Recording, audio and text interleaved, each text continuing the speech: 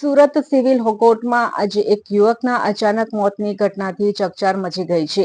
Police custody બાદ કોર્ટમાં રજૂ કરાયેલા નરેશ પરમાર નામના યુવક કોર્ટમાં જ અચાનક ઢળી પડ્યા હતા. પરિવારજનોએ પોલીસ મારપીટનો ગંભીર આક્ષેપ કર્યો છે, જ્યારે મૃત્યુનું ચોક્કસ કારણ પોસ્ટમોર્ટમ રિપોર્ટ બાદ જ આવશે.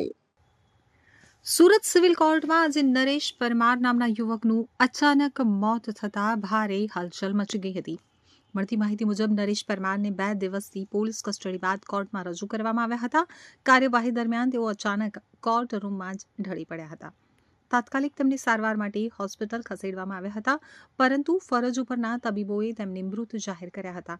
આ ઘટનાની જાણ થતાં જ કોર્ટ પરિસર અને પરિવારજનોમાં શોકનો માહોલ છવાઈ ગયો હતો. મૃતકના પરિવારજનોએ ગંભીર આક્ષેપ કરતા જણાવ્યું કે પોલીસ કસ્ટડી દરમિયાન મારપીટ થવાના કારણે નરેશ પરમારનું મોત થયું છે. તો બીજી તરફ સત્તાવાર રીતે હજુ સુધી મૃત્યુનું ચોક્કસ કારણ જાહેર કરવામાં આવ્યું નથી. 4 સંતાનના પિતાના અચાનક નિધનથી પરિવાર ઉપર આભ તૂટી પડ્યું છે. હાલ મૃતદેહને પોસ્ટમોર્ટમ માટે મોકલવામાં આવ્યો છે અને પોસ્ટમોર્ટમ રિપોર્ટ તેમજ તપાસ પૂર્ણ થયા બાદ જ મૃત્યુનું વાસ્તવિક કારણ સ્પષ્ટ થશે.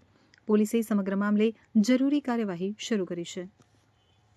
છોકરા છે, 3 છોકરા છે, એની બૈરી બીજાને લઈને ગઈ ગઈ 5 વર્ષથી બીજાના ઘરમાં બેસી ગઈ. એ ટેન્શનમાં થોડોક દારૂ પીતો મેં પકડ્યો ને ત્યારે પોલીસ વાળાને કીધું કે જોજો એને હાથે નહીં લગાડતા, હાથ લગાડશે ને તો એ મરી જશે. તો હકીકતમાં એવું જ થયું, એને રિમોટ લીધું ને હાચી વાત મરી ગયું. હકીકતમાં એવું જ થયું. પોલીસ વાળાને લીધે મરી ગયો. હા, પોલીસ વાળાએ મારી નાખ્યો છે આને. અમે કેટલી દિલથી રિક્વેસ્ટ કરી, હાથ જોડી રોઈને રિક્વેસ્ટ કરી કે એને નહીં મારતા, તો છતાંય હું કમે એની રિમોટ લેવી જોઈએ. એ બીમાર હતો, એને હૃદયની શ્વાસની બીમારી હતી એને, તો છતાંય એને મારી નાખ્યો પોલીસ વાળાએ. રોડના કેમેરા કતારગામમાં ચેક કરજો, રોડના કેમેરામાં બધો આનો વિડીયો આવશે.